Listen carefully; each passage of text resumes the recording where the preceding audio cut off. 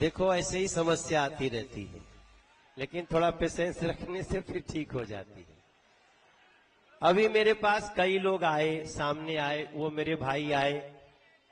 आपको मैंने नंबर दिया अपना, हाँ, आपका नंबर मेरे पास आ गया है। वो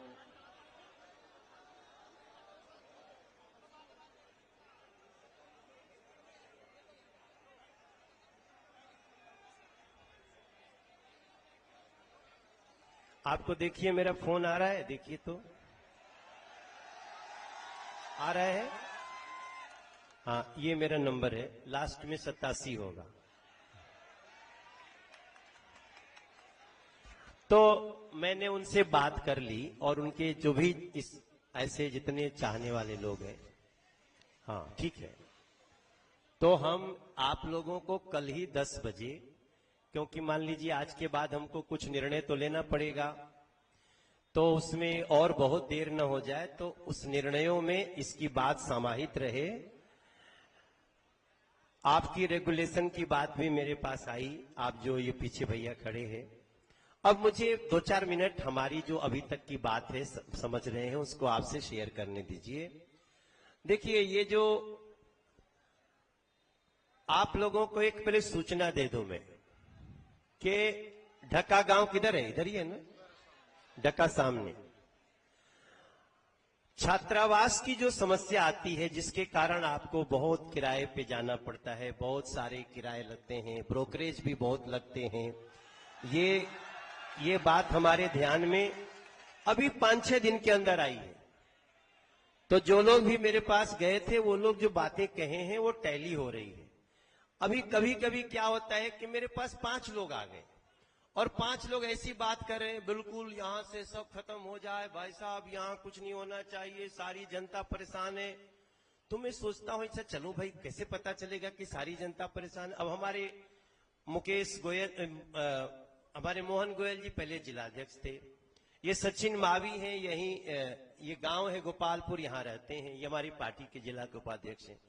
ये लोग कहते हैं भैया नहीं, यहाँ तो बहुत लोगों का रोजी रोजगार चल रहा है, और ये हमने कई फिल्में हमने देखी है मुखर्जी नगर पे बनी हुई। तो जहां भी मैं देश में जाता हूं, लोग हमें कहते हैं अच्छा आप वहीं के सांसद हैं जहां मुखर्जी नगर है। तो मेरा भी अक्सर अधिकारी आते हैं, कहते हैं सर हम तो मुखर्जी नगर में बैठ के पढ़े हैं और अब मैं अधिकारी हूं, और आपने जैसा नाम लिया, और उस आपके बाद भी एक सर बोल रहे थे ना, है मणिकांत जी सबसे पहले बोले, और क्रिस्टोफर जी। अच्छा, क्रिस्टोफर जी आप ही हैं, बड़ा नाम है भाई तुम्हारा। अच्छा, और हमारे अखिल मूर्ति जी, चलिए मेरा सौभाग्य नहीं हुआ पढ़ने का आप लोगों से, और मणिकांत जी आपसे तो मेरी भेंट होती रहती है। देखो भैया, मैं चाहता हूं कि मुखर्जी नगर जिस तरह से पहचान है उसको बनाए रखा जाए, इसको कोई डिस्टर्ब करने वाली शक्ति हमारे बीच में न आए। मैं इसका पक्षधर हूं। दुनिया सुन ले, खूब अच्छे से सुन ले कि मैं चाहता हूं कि मुखर्जी नगर हर हाल में बचे भी, सजे भी, और जो समस्याएं हैं उनको दूर भी किया जाए। समस्याएं दोनों तरफ की दूर होनी चाहिए। जो छात्र को हो रही है वो भी दूर होनी चाहिए। जो इसके कारण कई लोग हमारे ऐसे परिचित हैं जो कहते हैं देखो जी मेरे घर के बाहर इतनी भीड़ लगती है, लोग आते हैं, बहुत सिगरेट पीते रहते हैं जी, मेरा जीना दुभर हो गया।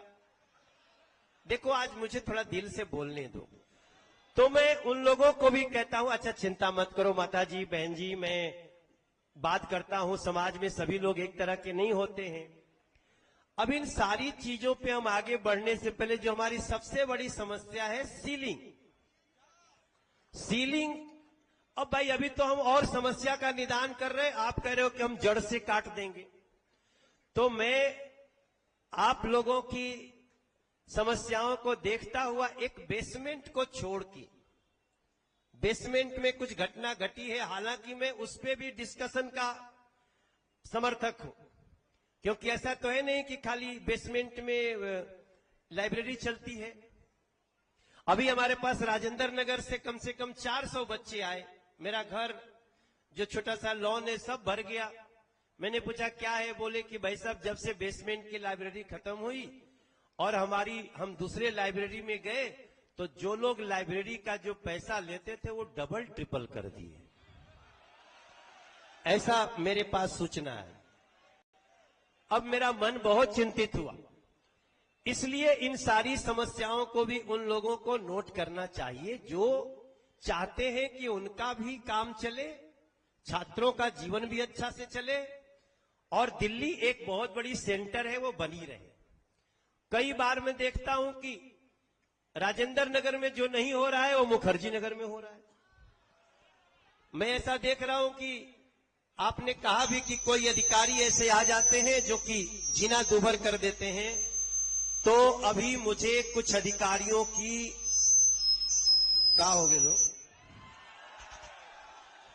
सॉरी भैया क्या हुआ, इसको संभाल के रखना। अब देखो अंदर वाला निकल जाता है।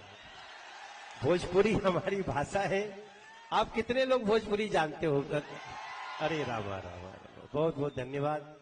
तो का माई के भाषा अभी आवत रही, रास्ता में हमारे माई हमसे बतियावत रही तो निकल गए। जो अधिकारी नियमों का बिना ध्यान दिए या कोर्ट के गलत इंटरप्रिटेशन करके जिन लोगों ने आपको तकलीफ दिया है उसको 24 घंटे के अंदर सजा देंगे, ये आप याद कर लीजिए। 24 घंटे के अंदर। यहां से मैं हमारे राजा इसको नोट करो, अगर कोई भी व्यक्ति जो गलत इंटरप्रिटेशन करता है, क्योंकि मुझे एक कागज दिखाया गया है जिसमें कहा गया, कोर्ट ने पूछा जरा बताइए ऐसी कितनी जगह है, जैसे यही एक बिल्डिंग है ना जहां आग लगी थी, अब लगी। जिस दिन मैं आया था मुझे बहुत आप लोगों ने रगड़ा, कई लोग तो इतना रगड़े कि कुछ लोग हमको बोले अरे तो झूठे पगला है, भाग ना, क्या जरूरत है। हमने कहा नहीं भाई अभी गुस्से में हैं लोग, छात्र हैं, तो उनको हमें सुनने दो। फिर हमको अंदर लोग ले गए, चलो अंदर चलो, देखो वहां बहुत सारे लोग। तो मैंने डीसीपी के साथ, अब कुछ लोग कहते थे हमें भी ले चलो, मैं कहा भैया मैं तुम्हारा प्रतिनिधि हूं ना यार, आप मेरे पे भरोसा करिए, कर सकते हैं।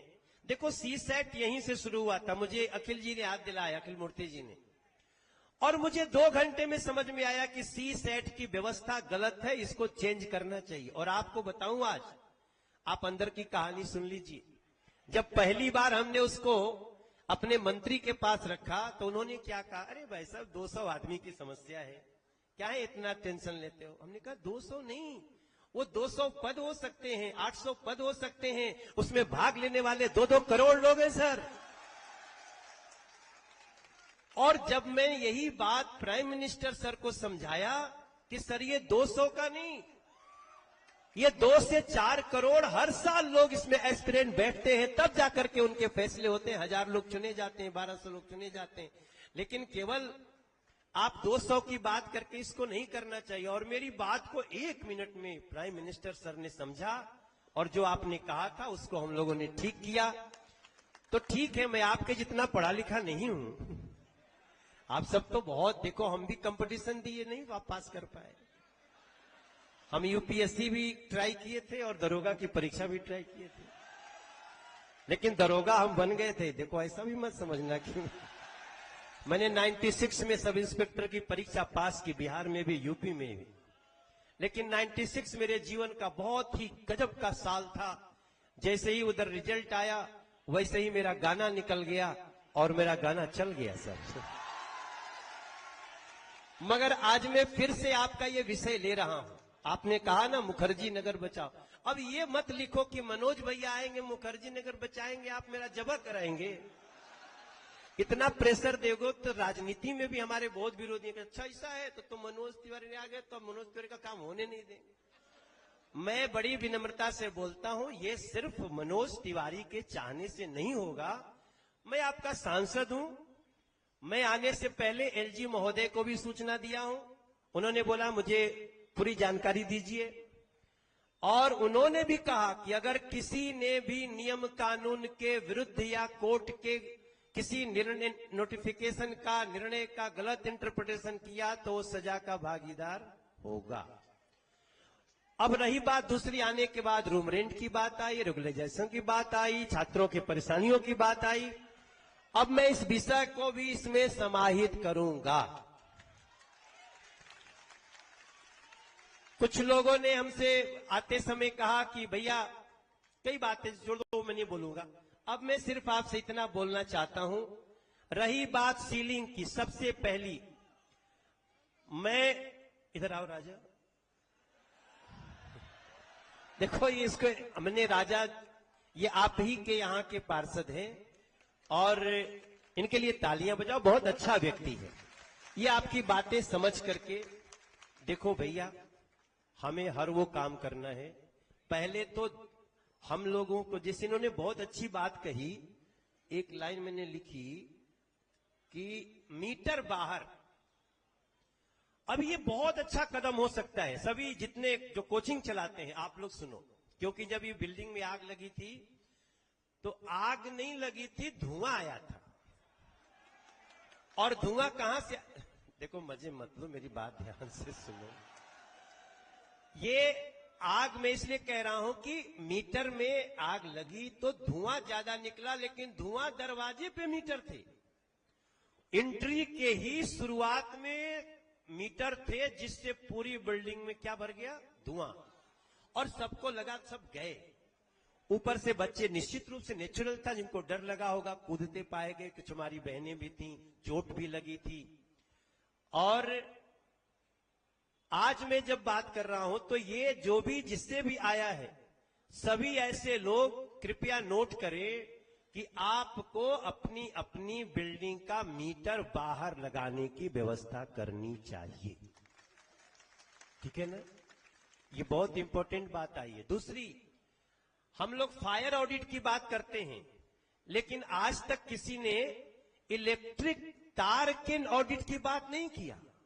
ये तारों का जो झुरमुट है, ये भी तो सरकार की जिम्मेदारी है। सो इसको भी हम अभी कल ही, मैं कल 1:30, भले कल दशहरा है, लेकिन मैं कल फायर के साथ मीटिंग करूंगा, फायर के चीफ को बुलाऊंगा। और हम चाहते हैं कि इलेक्ट्रिक ऑडिट भी हो कि आपने क्या व्यवस्था की है, किस तरह से आग लगती है, आपके तार कैसे हैं, आपके व्यवस्था में क्या आया है। और फायर एनओसी को हम मिनिमाइज करना चाहते हैं। हम इसको इतना का, दूसरी बात कि जैसे कोर्ट ने निर्णय दिया है अभी, अब कोर्ट ने निर्णय दिया है, बिल्डिंग कब बनी होगी, बिल्डिंग तो बनी होगी आपके 30-40 साल पहले। अब ये बिल्डिंग को तो जैसे हमको फायर नॉर्म्स में लाना है, उसका मिनिमम रिक्वायरमेंट करना चाहिए। मुझे लगता है इसके लिए तैयार भी होंगे सब लोग, तो उसको भी करेंगे। और इसको ऐसे करके हमारी कोचिंग भी चलती रहे और हमारे बच्चों के जो अलग अलग उनकी बातें हैं, उनकी समस्याएं हैं, उनके लिए भी देखो कोचिंग सेंटर को हमारे साथ बैठना पड़ेगा। जो बच्चों की समस्याएं आ रही हैं, उनके लिए भी हम सबको साथ बैठना ही पड़ेगा। तभी हम दोनों मिलके, एक पटरी पे रेलगाड़ी नहीं चलेगी। हाँ, मैं कर रहा हूं। क्या नाम है आपका? आरती। मैं करूंगा, मैं आपसे बात किया, आप सबसे बात करूंगा। अभी तो मैं इन लोगों की बात से, और जब तक ये नहीं होता है, कोई भी सीलिंग इस क्षेत्र में नहीं होनी चाहिए। ठीक है, और हम ये कर सकते हैं। हाँ जी बिल्कुल डेफिनेट होगा। हाँ, जो कोचिंग सील हो चुका है उसको हम यथाशीघ्र खुलवा करके आपके इस कार्य को करना चाहते हैं, क्योंकि जब हम फायर ऑडिट देखो, आप क्रिस्टोफर जी बहुत बड़े आदमी हो जो, लेकिन देखो भैया एक चीज सोचो। हाँ, एक चीज सुनो, अभी हम बेसमेंट पे नहीं जाएंगे, ठीक है ना। अभी ऐसा मत कहना कल से कि बेसमेंट को लेकर के एक बड़ी दुर्घटना घटी है। हम बेसमेंट में भी फ्यूचर में जाना चाहते हैं, कि उसको कैसे हम सुरक्षित बना सके, लेकिन बेसमेंट के अलावे जो है उसको सीलिंग ना हो और जो हो गया है उसको यथाशीघ्र खोला जाए। हम इसके लिए आगे बढ़ने जा रहे हैं। हाँ सुनो, अभी कहीं बात करनी है, सारा जिंदाबाद हमी को मत दे दो। ये समस्या को हम दूर करेंगे और मैं इनके अलावे, हाँ ठीक है, इन्होंने एक लाइब्रेरी की बात करी मेरे द्वारा। अब देखो, इसमें थोड़ा मुझे वर्कआउट कर लेने दीजिए, क्योंकि मुझे इसके लिए कहीं बिल्डिंग चाहिए और फिर हमारा बजट तो यूज हो सकता है। लेकिन एक बात बड़ी अच्छी आई कि भैया जो लोग रहते हैं ना हमारे पास, कहते हैं ये लोग वोटर नहीं है, तो वोटर तो बन ही जाओ यार, जहां रहते हो। आजकल बहुत अच्छे से वोट बनता है, वोट बन जाना चाहिए। मगर इससे हमारा कोई लेना देना नहीं है। हमारी पूनम थोड़ी देर पहले पूछ रही थी हमसे, भैया ये सब लोग वोटर हैं क्या? हमने कहा ये मैं नहीं जानता, लेकिन मैं इनका सांसद हूं, ये मुझे पता है। आप मुझे हुट करोगे, आप मुझे डांटोगे, तो भी मैं सांसद हूं आपका। और तीसरी बार मुझे बना दिया, तो मैं यहाँ के भी जो लोग रेसिडेंट्स हैं अभी उनसे भी बात करने वाला हूं। आप महेंद्र जी को नहीं सुन रहे थे ध्यान से, he is very important person.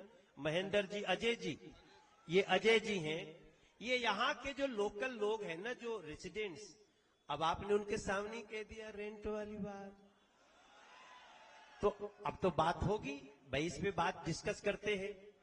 और निश्चित रूप से कहते हैं ना कि कौन कहता है आसमां में सुराख नहीं हो सकता, एक पत्थर तो तबीयत से उछालो यारो। आपने कान में बात दी है, हम इसका निदान करने के लिए पूरा जी जान लगा देंगे और मेरा विश्वास कहता है हम सफल होंगे। हम आपको राहत देने में भी सफल होंगे, हम रेगुलाइजेशन में भी सफल होंगे। कोचिंग में भी जाना चाहिए तो उनको क्या लेना चाहिए, इसका भी एक सिस्टम होना चाहिए। ये नहीं कि खुला हो कोई भी कुछ भी कर दे, इसका भी हमें बात करना पड़ेगा।